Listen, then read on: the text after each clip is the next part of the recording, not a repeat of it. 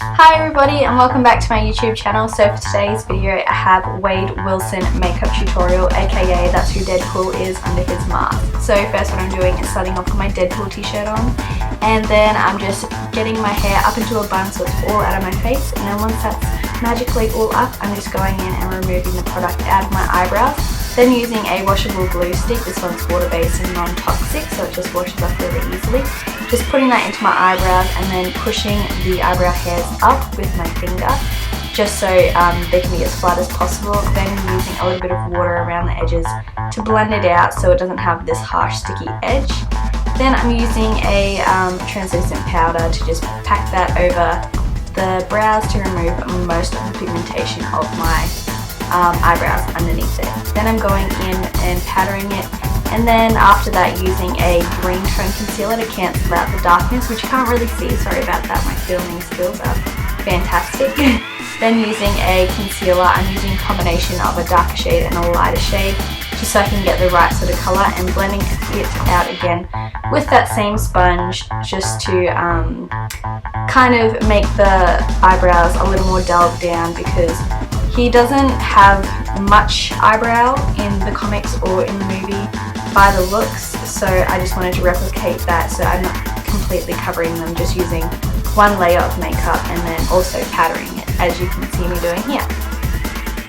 Then what I'm doing after I've got some luscious lack of eyebrow, I'm using a pink lip liner for this tutorial. I decided to do 3 or 4 different methods of how you can get his kind of scarred face. So what I'm doing for the first method is using rigid collodion and lip liner. So here I'm just using a pink liquid liner and then a brown, sorry, lip liner, not liquid liner, and I'm just kind of sculpting out the shapes on my face, and then using the darker liner to put a little more definition into the into like the scars, I guess. So they are kind of more, I don't know, deep looking. And then I'm using the rigid collodion and then just applying that onto the little scarry doobies, and to get them as deep as I wanted for the really big ones, like that one there, I did about 3 to 4 layers, and the other ones I did 1 or 2.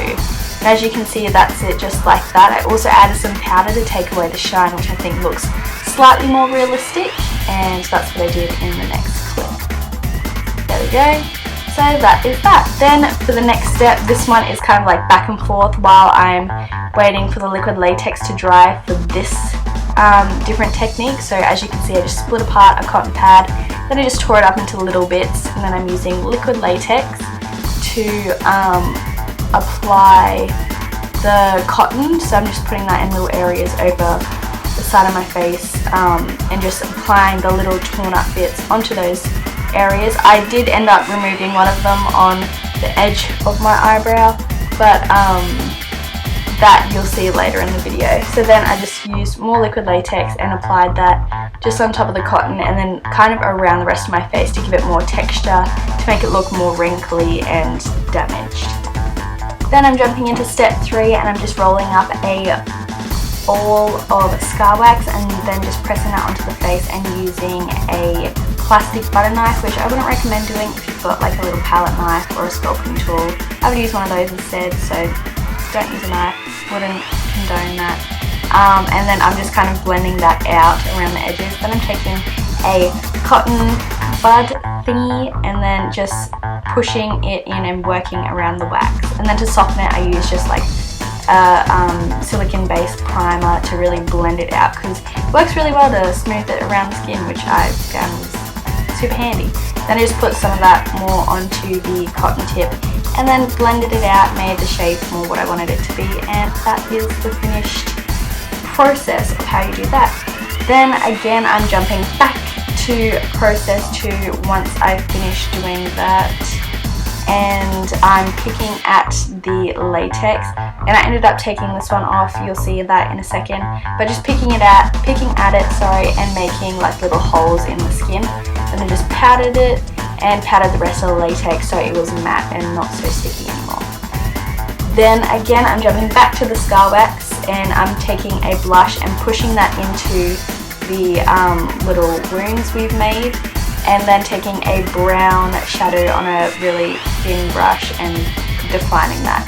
Then I'm using a makeup wedge and picking out the edge so it's really like rough and textured, then dipping that into a maroony ready face paint. I lost some of the footage on here, so that's why it kind of was really drastically different so suddenly, but it's super easy process. You just take like little bits at a time and just slowly build it up with more water and less water.